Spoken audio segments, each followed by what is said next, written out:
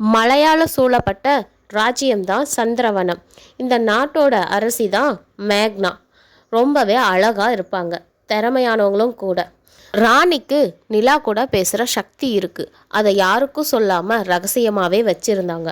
ஒவ்வொரு இரவும் அரண்மனையில் இருக்கிற மாடிக்கு போய் நிலா கூட பேசுவாங்க.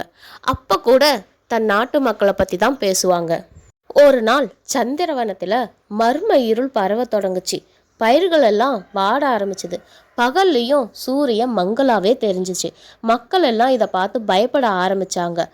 அமைச்சர்கள் எல்லாம் ராணி கிட்ட சொன்னாங்க, இது தீய சக்தி வேலையாக தான் இருக்கும், நம்ம நாட்டை அழிக்க தான் இப்படி செய்கிறாங்கன்னு.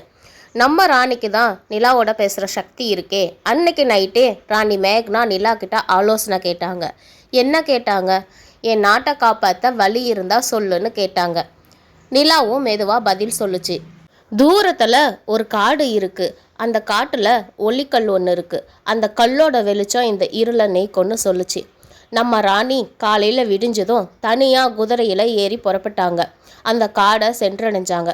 பல சோதனைகளை கடந்து அந்த கல்லை பார்த்தாங்க. அந்த கல் ஒரு ஆலமரத்தடியில் இருந்துச்சு. அந்த கல்லை எடுக்க போனாங்க ராணி. அப்போ ஒரு குரல், இந்த கல்லை நீ எடுக்கணும்னா தூய உள்ளமும் தைரியமும் இருக்கணும்னு சொல்லுச்சு. ராணி கொஞ்சம் கூட யோசிக்காம, என் நாட்டு மக்களுக்காக என் உயிரையும் நான் கொடுப்பேன்னு சொன்னாங்க.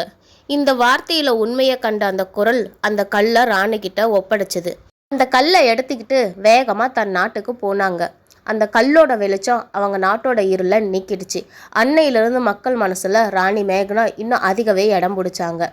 மனசில் நல்ல எண்ணமும் தைரியமும் இருந்தால் இருளை கூட வெளிச்சம் ஆக்கிடலாங்க. இந்த ஸ்டோரி பிடிச்சிருந்தா லைக் பண்ணுங்கள், சப்ஸ்கிரைப் பண்ணுங்கள்.